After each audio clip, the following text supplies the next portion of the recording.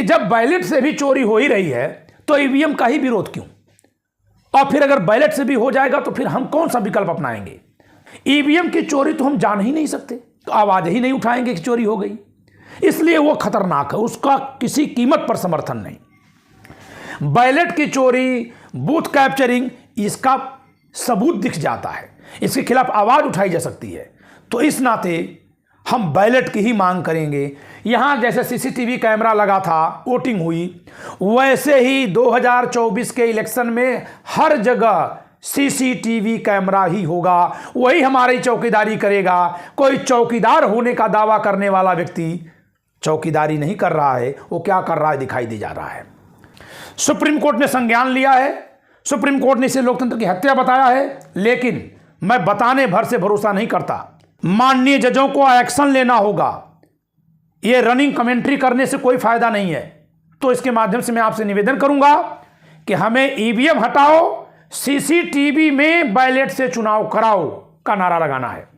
Hello दोस्तों, आप सभी का the logical Indian YouTube channel में बहुत बहुत स्वागत है। मैं हूं एडवोकेट पंकज कुमार त्रिपाठी और आज मैं चर्चा करने जा रहा हूं बैलेट से हुए चुनाव में की गई सरेआम चोरी पर। मैं इस वीडियो में यह भी चर्चा करूंगा कि एक तरफ तो हम लोग, भारत के लोग, ईवीएम हटाओ के लिए अभियान चला रहे हैं, सड़कों पर उतरे हुए हैं।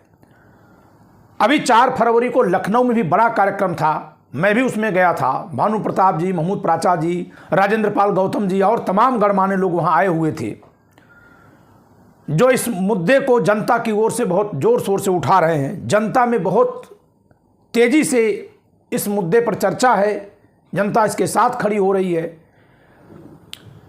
लेकिन इसी बीच जो चंडीगढ़ में चुनाव में चोरी हुई है, चोरी ही कहूंगा, सीनाजोरी नहीं कह सकता, क्योंकि प्रिजाइडिंग ऑफिसर कैसे कैमरे की तरफ देख रहे हैं, कैसे यहां ये गड़बड़ी कर रहे हैं।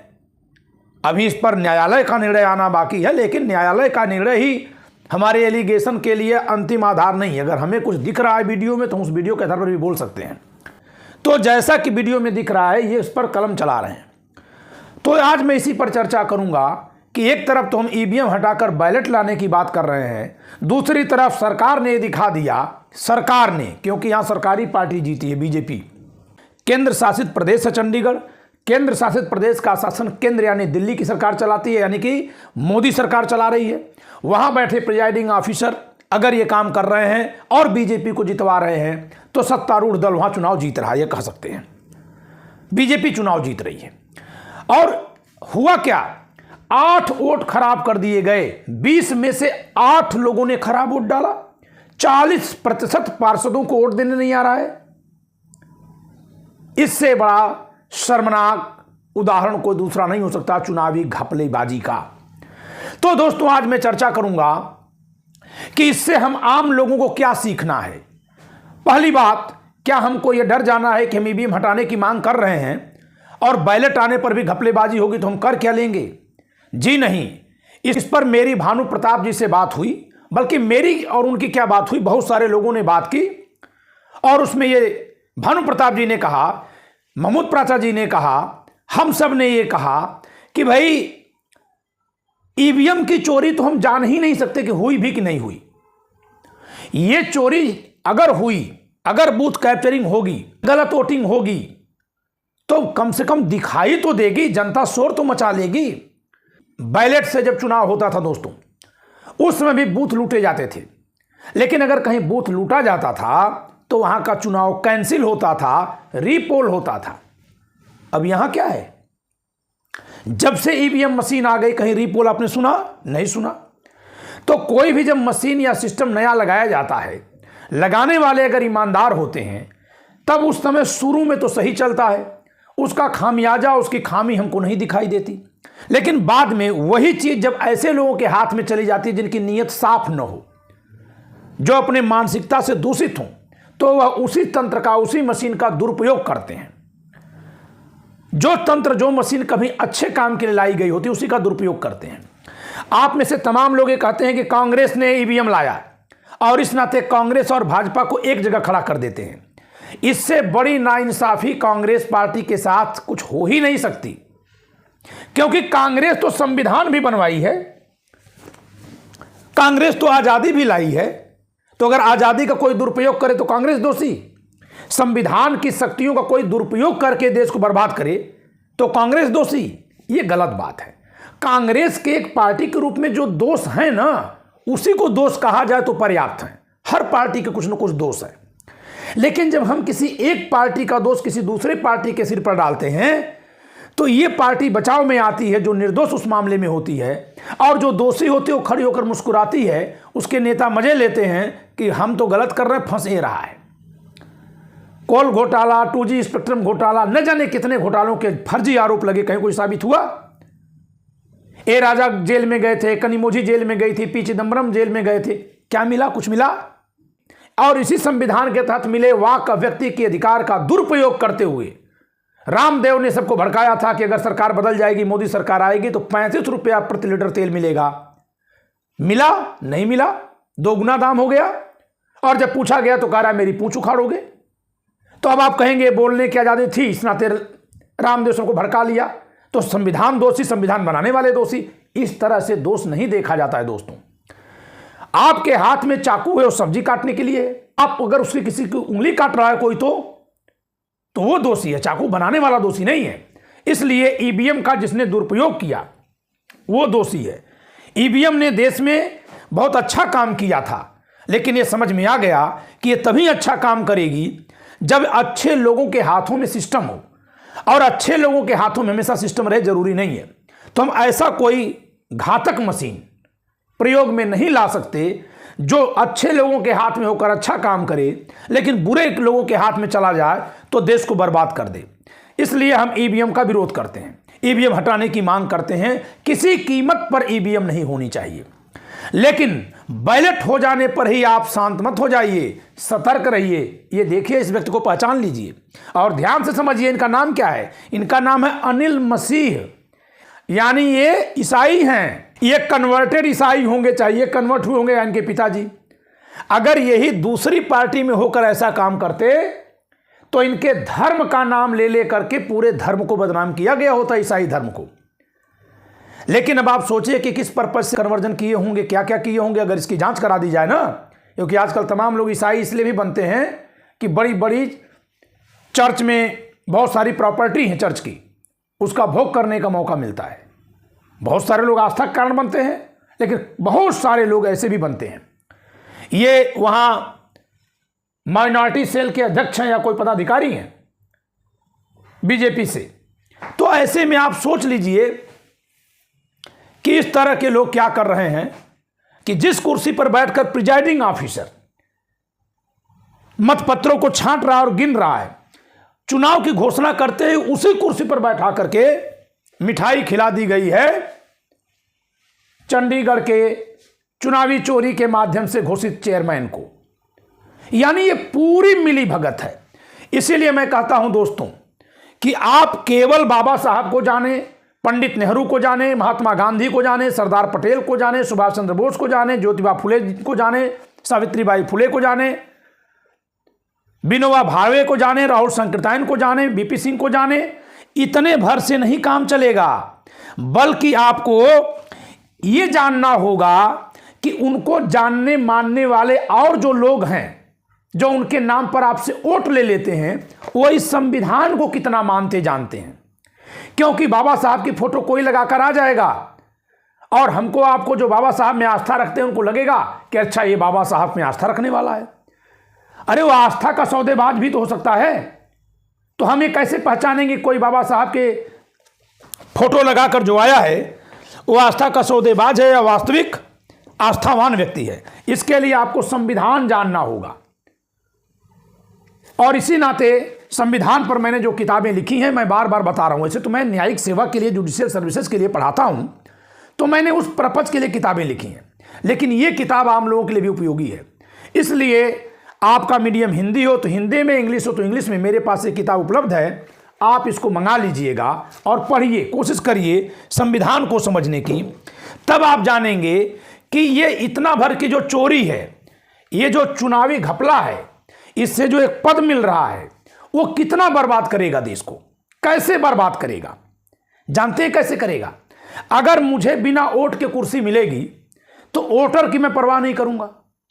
अगर मैं वोटर्स को दारू मुर्गा खिलाकर कुर्सी पा रहा हूं, तब भी कम से कम इतनी तो परवाह करूंगा ना कि चुनाव में ही खिलाऊंगा पिलाऊंगा। लेकिन अगर बिना वोट के ही मुझे मिल जाएगी तो चुनाव के समय पर भी लठ बजाऊंगा। आज आप देख रहे हैं कि लोकसभा का चुनाव सिर पर है और ऐसे समय पर जगह जगह बेरोजगारों पर, युवाओं पर, किसानों पर, लोगों पर लाठियां अगर चल जा रही हैं तो सरकार इतना ज्यादा विश्वास कैसे कर रही है चुनाव जीतने का कि जिस समय चुनाव सिर पर है उस समय, समझिएगा मैंने क्या कहा, अगर कोई दारू मुर्गा खिलाकर यानी घूस देकर यानी कुछ प्रलोभन देकर वोट लेता है तो वो कुछ तो मक्खनबाजी करता है। लेकिन जहां घपले या बेईमानी से किसी के बिना वोट दिए ही कोई चुनाव जीतने लगे तो लोगों पर लठ बजाएगा। और वही हो रहा है। जिन ओलंपिक पदक विजेता बेटियों के साथ ये भारत खड़ा होता था ओलंपिक के मैदान में, कॉमनवेल्थ गेम्स मैदान में, एशियन गेम्स के मैदान में, वो बेटियां जब तिरंगा लेकर चली तो पूरा देश को लगा कि हम सब तिरंगा ओढ़े उस फील्ड में, उस खेल मैदान में हम गौरवान्वित हो रहे हैं। उन बेटियों पर जब लठ बजाई गई तो क्या वो केवल 4-5 लोगों का वोट नुकसान हुआ? इस सरकार को इस समझ में नहीं आ रहा है कि ऐसे रोल मॉडल्स को अगर आप न्याय नहीं दे रहे हैं तो आम जनता को कहां से न्याय दे रहे होंगे? फिर भी सरकार क्यों नहीं डर रही है? इसलिए सरकारें नहीं डरती हैं क्योंकि सरकारों को अगर ये पता हो जाए, सरकार में बैठे व्यक्ति को ये पता हो जाए कि इनका वोट मिले न मिले हम तो सरकार में रहेंगे ही, तो फिर वो वोटर की परवाह नहीं करेगा। और जब वो वोटर की परवाह नहीं करेगा सरकार में बैठकर, तो वो शासन वोटर यानी जनता के लिए नहीं होगा, यानी वो लोकतंत्र ही नहीं होगा। क्योंकि लोकतंत्र में जनता के लिए जनता का शासन, जनता द्वारा, फिर ये तो किसी का शासन है उसके लिए है, वो जनता के लिए है नहीं। और क्यों नहीं है? क्योंकि वोट का जो उसको डर है वो है ही नहीं। फिर किसी हेमंत सोरेन को जो बहुमत प्राप्त मुख्यमंत्री हो यूं घसीट कर गिरफ्तार नहीं करने की कोई जरूरत करेगा, उसको आदिवासियों के नाराज होने का डर होगा। फिर लद्दाख में पूरी लद्दाख की जनता सड़कों पर है इस समय, देखिएगा वीडियो आप, क्योंकि वहां से 370 हटा दिया गया और वहां को जो संवैधानिक संरक्षण मिलना चाहिए, क्यों? क्योंकि वो पहाड़ी इलाका है, वो संरक्षण कहीं कुछ है ही नहीं। अब वहां विधायक तो है नहीं जो आवाज उठाएंगे, विधानसभा है नहीं वहां, तो लोग सड़कों पर आ गए। तो आखिर सरकार में जो बैठा है उसको क्यों नहीं डर है कि हर जगह, हर समाज, हर समुदाय के लोग अगर सड़क पर आ रहे हैं तो फिर सरकार में वो कैसे दोबारा आने की सोच रहा है? ऐसा तभी संभव है जब किसी को जनता के वोट दिए बिना ही वोट ले लेना हो, मिल जाना हो या पा लेना हो। इसलिए ही ये वीडियो जो सामने आ गई है ये इस बात को एक्सपोज कर रही है कि ये नजीर है, ये बानगी है कि तुम देख लो, सोच लो, जान लो, समझ लो, चुनौती के रूप में ले लो कि चाहे तुम वोट दोगे या ना दोगे, हम ऐसे ही जीतेंगे, ऐसे ही सरकार में रहेंगे। तुम अगर वोट देकर कोई सरकार बना भी दोगे मध्य प्रदेश में तो हम गिरा देंगे। तुम्हारे विपक्षी दल अगर मिल करके कोई गठबंधन बना करके महाविकास अघाड़ी सरकार चलाएंगे महाराष्ट्र में तो हम उसमें तोड़ फोड़ डाल करके सरकार गिरा देंगे। तुम अगर गठबंधन बनाकर चुनाव लड़ोगे और जीत जाओगे तो हम तुम्हारे मुख्यमंत्री पर भ्रष्टाचार का आरोप लगाकर गिरफ्तार कर लेंगे। रघुबर दास जी पर भी तो भ्रष्टाचार के आरोप है, जो इसके पहले हेमंत सोरेन से पहले बीजेपी से मुख्यमंत्री थे, और वो आरोप किसने लगाया था? उनके ही अपने मंत्री जी ने। वो कौन राय साहब, मुझे नाम नहीं याद आ रहा है, बड़े कद्दावर। फिर वो बीजेपी छोड़कर चुनाव लड़े और जीते भी। रघुबर दास जी चुनाव हार गए। आज तक रघुबर दास जी की गिरफ्तारी नहीं हुई, जांच नहीं हुई। लालू प्रसाद यादव जी से कितनी पूछताछ बाकी है भाई? आए दिन गिरफ्तार करो, आए दिन पूछताछ के लिए बुलाओ, कितनी पूछताछ। तो दोस्तों इसीलिए संविधान को जानना जरूरी है कि ऐसा क्यों कर ले रहे हैं, इससे क्या हासिल होना है। अब हम चलते हैं अगली बात पर कि जब बैलेट से भी चोरी हो ही रही है तो ईवीएम का ही विरोध क्यों? और फिर अगर बैलेट से भी हो जाएगा तो फिर हम कौन सा विकल्प अपनाएंगे?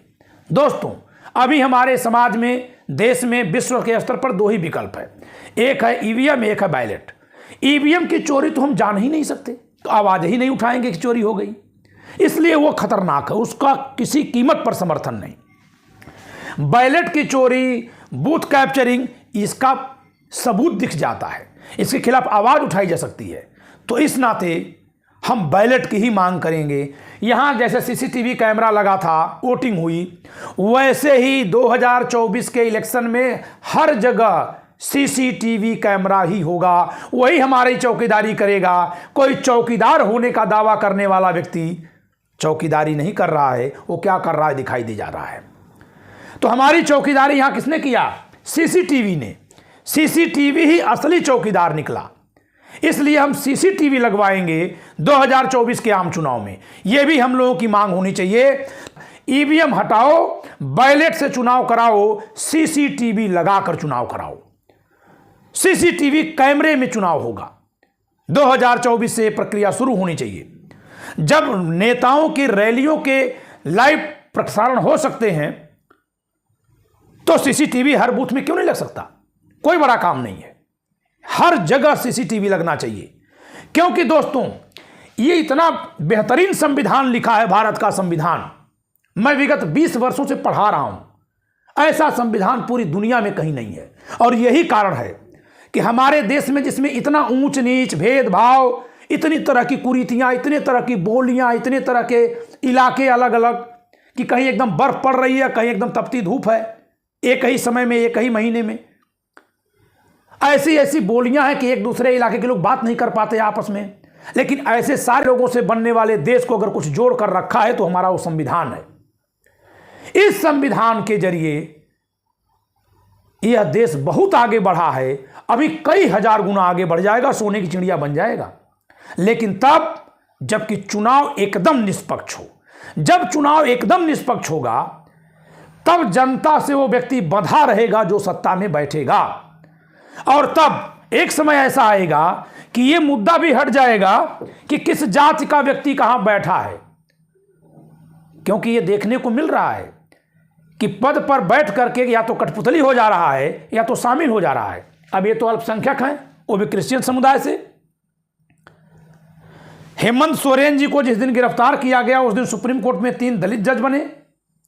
अभी लखनऊ की घटना है जो मेरे ही केवल संज्ञान में है, कहीं अखबार वगैरह में नहीं है, कि एक ब्राह्मण व्यक्ति को पैसे के लेन देन में कुछ यादव लड़कों ने पीट दिया। वो गए थाने पर, एफआईआर लिखाने, नहीं लिखी जा रही है। लोगों को लग रहा होगा कि ये तो ब्राह्मणों की सरकार है। अरे जब सरकार तानाशाह हो जाती है ना तो किसी की नहीं होती है। जितना जल्दी दिमाग से भूत निकल जा सबके उतना अच्छा होगा। लेकिन ठीक है, धीरे धीरे सबको समझ में आएगा कि अगर संविधान डूबेगा तो सबके घरों में अंधेरा छाएगा। संविधान अगर कमजोर पड़ेगा तो स्वतंत्रता खतरे में पड़ेगी। पुलिस काम नहीं करेगी। जिसके भी घर में 4 लड़के होंगे वो दूसरे को कभी भी पीट देगा। तो ये सब चीजें उत्पन्न होंगी। इसलिए इस व्यक्ति को देखिए, ये अकेला व्यक्ति नहीं है जो ऐसा कर पाया है। न जाने इसके जैसे कितने लगाए गए हैं सब काम करने के लिए, लोकतंत्र के लुटेरे के रूप में। ये संगठित कौन लोग हैं? ये संगठित गिरोह हैं जो लोकतंत्र के लुटेरे हैं। ये दूसरों को लुटेरा बताते हैं, अपने क्या हैं ये? आप देखिए, ये देखिए कलम चला रहे हैं।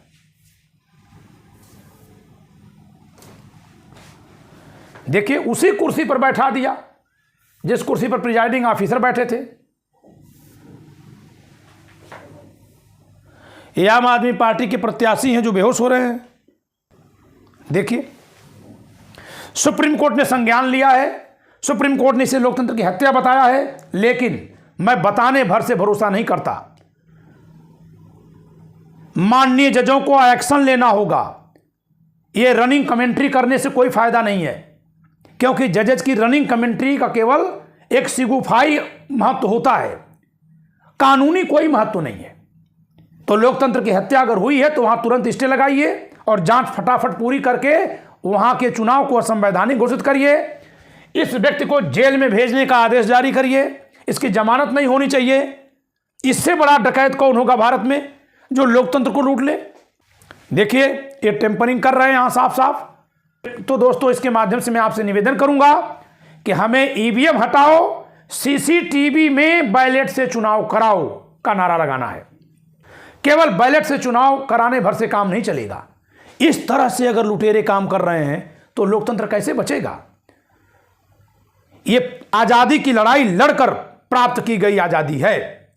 190 साल, हजारों हजार लोग शहादत दिए हैं। क्या हम इसको बचाने के लिए भी नहीं लड़ सकते? लड़ेंगे और जीतेंगे। इसलिए दोस्तों, मेरे इस वीडियो को आप लाइक करिए, शेयर करिए। फिर अगली वीडियो में मिलेंगे। जय संविधान।